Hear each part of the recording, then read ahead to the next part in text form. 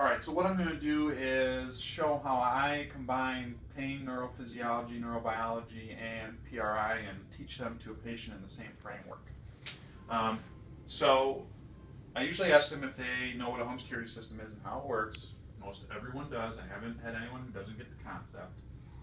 And so I draw for them a house with the door, and then I say, here's a wire here, here's your main console, dot, dot, dot. What happens? Someone opens this door, there's little sensors on the door that go to the wire sends a signal to the main console, you hear a beep, okay? Your body communicates information the exact same way, only your home security system is so good, it knows when to do something about it and when not to. For example, if a family member were to walk in the door, you don't want to call 911 on them. But if a burglar were to try to break down this door, you would most certainly want to call 911 on them. So I can relate this to someone's affected body area. So say, oh, I don't know, they have a shoulder injury. Well, this door here might be their shoulder. This wire is some sort of nerve that's attached to the shoulder, and then this main console is your brain. So say you sustain an injury, what happens? An injury is like someone trying to break into your house through this door, okay?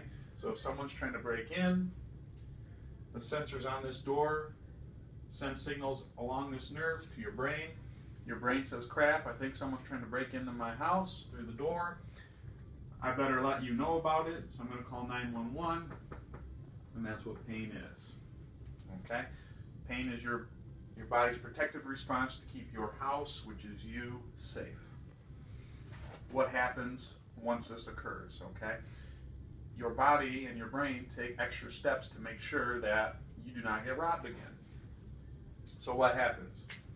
Well, my main console is now going to start calling 911 a little bit more frequently. Maybe instead of only calling 911 when someone's trying to break into the house, I'm going to call 911 when someone walks by the house. So what does that mean? Maybe say lifting overhead now hurts. Didn't hurt before, now it does. Or other activities. It doesn't really matter. It's whatever the patient is having wrong. What else can happen is I might turn up the volume on this wire here, and you can use the example that Adrian Lau likes to give.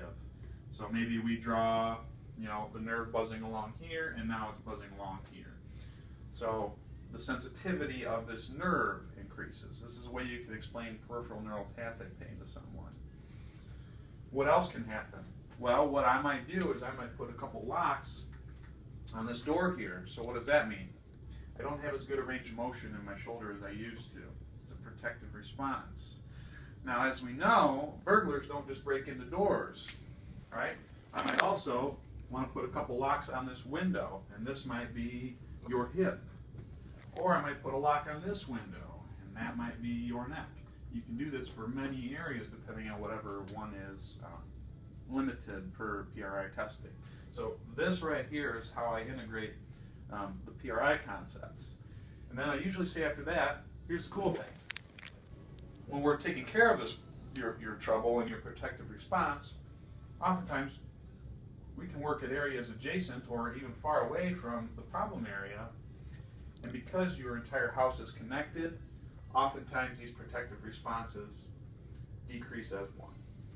And so that's just a simple way that you can educate your patients in a non-threatening manner as to how this entire protective cascade works, undergoes, and how we're going to take care of it.